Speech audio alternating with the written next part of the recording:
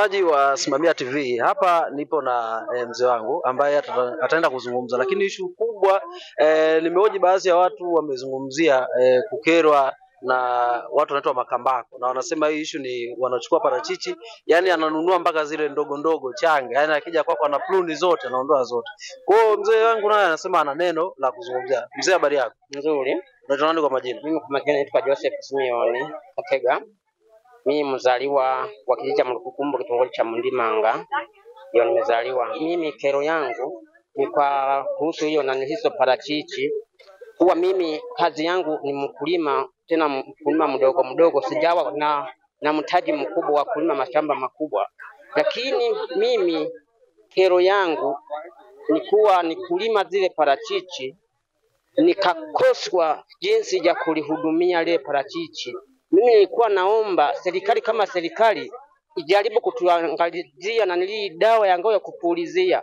Maana mengine tukiyalima sisi wadogo wadogo, hata ikiweka matunda hayawezi kuhudumu, yanadondoka kwa vile uwezo wetu ni mdogo wa kupulizia zile dawa za parachichi.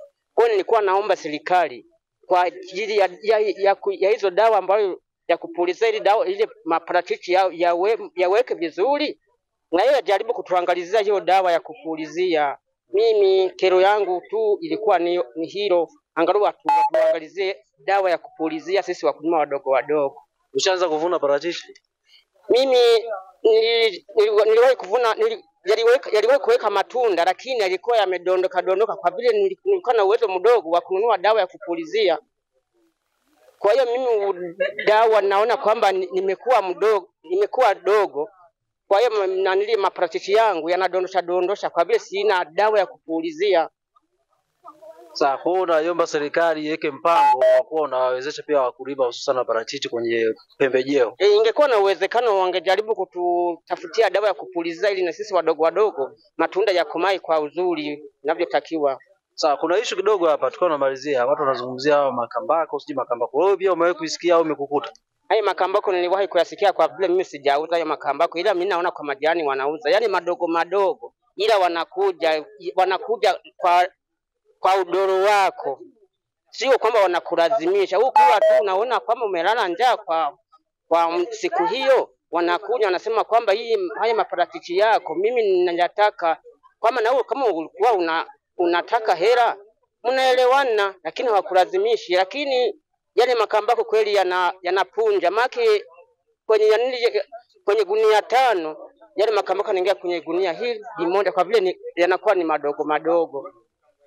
Kwa hiyo na hii naona kwamba hapo tu na yenyewe ni kupunjika.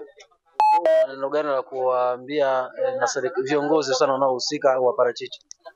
Yaani ninaweza kuambia bora tungeacha yakakomaa ili baadaye ukiuza ile upate kama gunia 3, 4 na zaidi, kwa vile yamekuwa makubwa, lakini yakiwa madogo huwa tu anaingia kwenye gunia mengi zaidi.